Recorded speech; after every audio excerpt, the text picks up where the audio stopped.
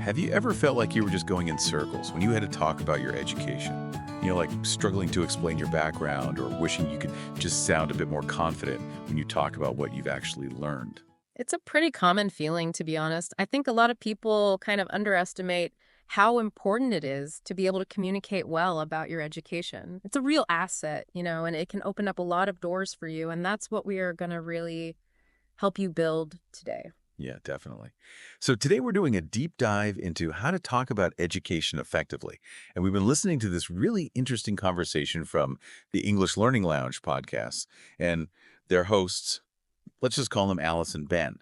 They were exploring this exact area. Right. And you know what I found really interesting was they were actually looking at it through the lens of language proficiency tests like IELTS. Yeah, like how to actually specifically talk about your education, those kinds of situations. Exactly.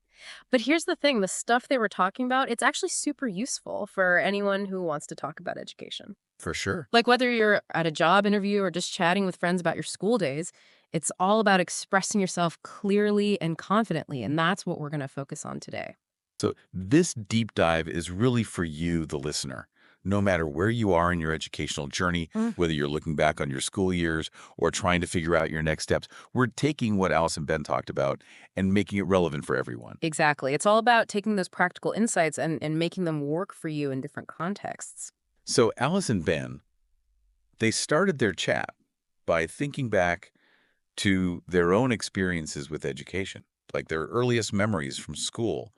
And I thought it was interesting how they didn't just describe what happened, but they talked about what those moments actually meant to them. That's a great point. They really focused on the significance of those early memories. Yeah, for sure. So, for example, Ben said something like, I love that it allowed me to make friends and start exploring the world. You see, he's not just remembering his first day at school.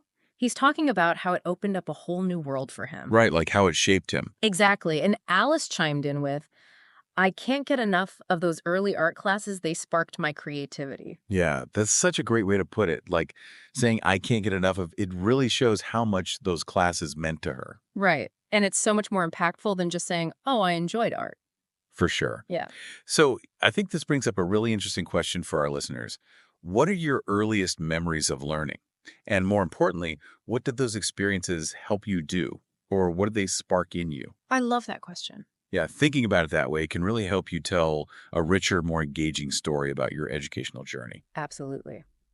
So moving on, Alice and Ben then tackled this really fundamental question. What does education actually mean? Yeah, that's a big one.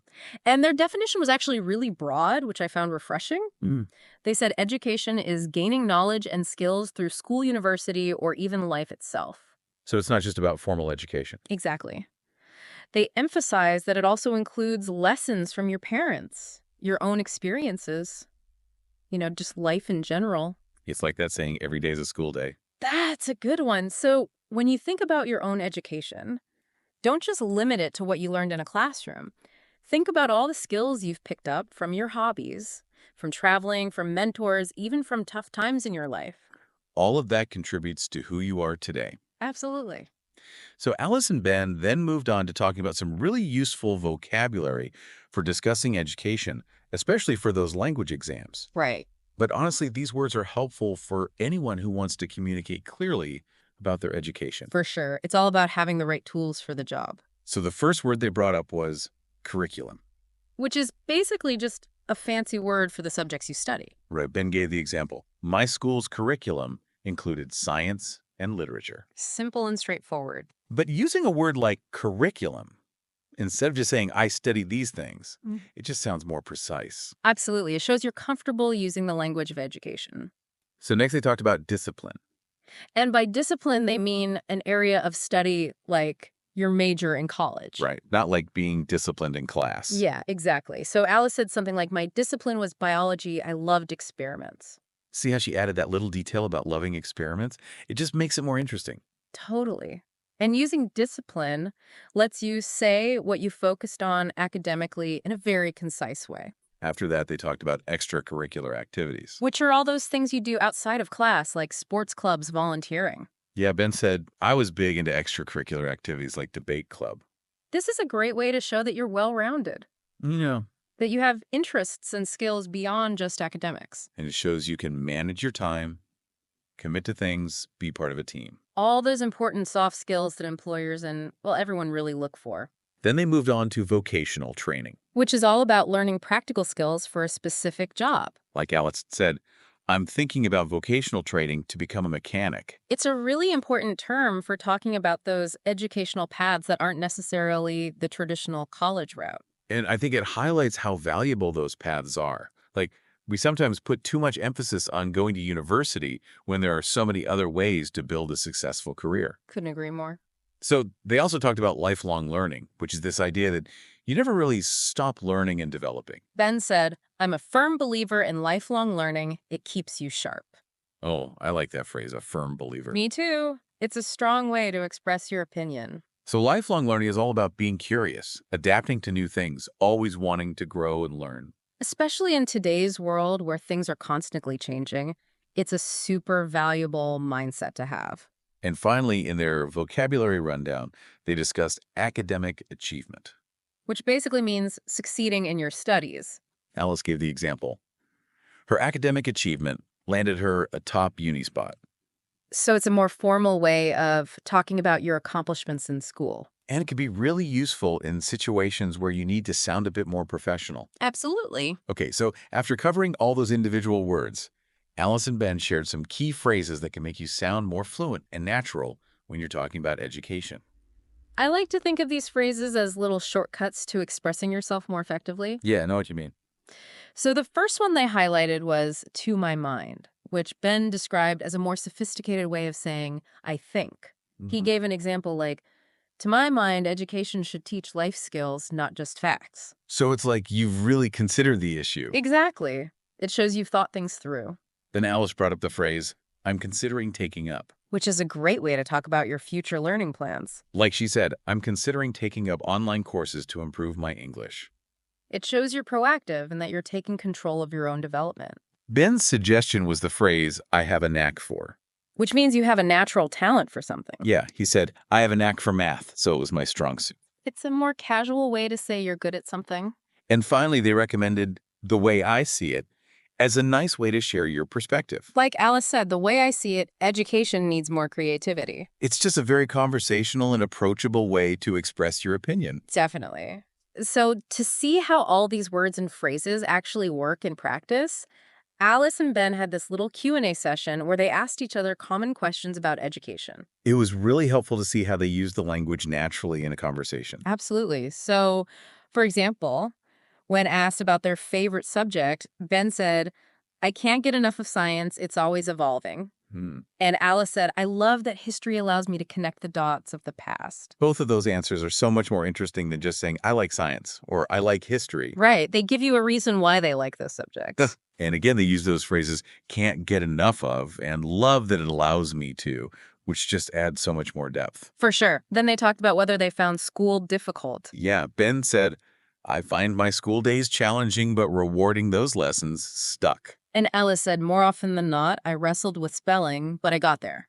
I like how they both use those phrases, challenging but rewarding, and more often than not. It just makes their language sound more natural and less like they're reading from a textbook. Exactly. So when they discussed changes in education, Alice said, to be totally upfront, tech has opened doors but ramped up competition.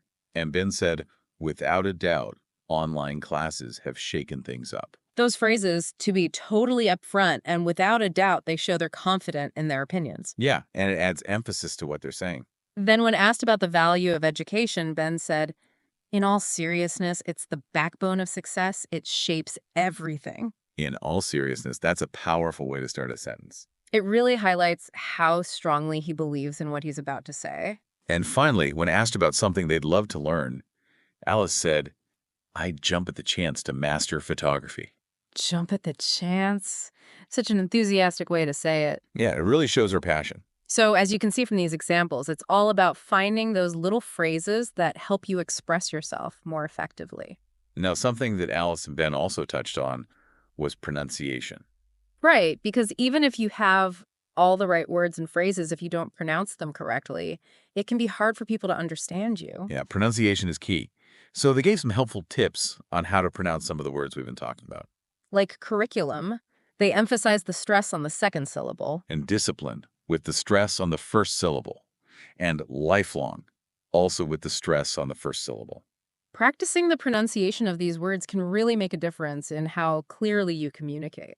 They also gave some pronunciation tips for those key phrases. Like for I'm a firm believer in, they stressed the BLIver part. And for the way I see it, they said to focus on a smooth and natural delivery. It's all about making your English sound as natural and effortless as possible. The last thing Alice and Ben talked about was how to give more extended answers, especially to those broad questions like, is education important? Yeah, sometimes a simple yes or no just doesn't cut it. You need to be able to explain your reasoning and provide some details. So they gave some really helpful templates for structuring more thoughtful responses. Like one they suggested was, without a doubt, it's crucial. It builds skills, boosts confidence, and drives progress. It's a strong opening statement, followed by a list of specific benefits. And another example they gave was, to my mind, it's vital, but it should evolve with the times. That little word but is so powerful. Yeah, it adds nuance and shows that you're considering different perspectives. They also shared some examples of how to talk about the influences on their education. Like Ben said, they brought me up to love books, always pushing me to explore. Brought me up. That's a nice, natural phrase to use there. And Alice said, mine were firm believers in effort paying off. Again, using that phrase we talked about earlier. So sharing personal stories about the people or experiences that shaped your education can make your answers much more engaging. And they emphasized how powerful personal stories can be. Like they talked about inspiring words they'd heard from teachers like,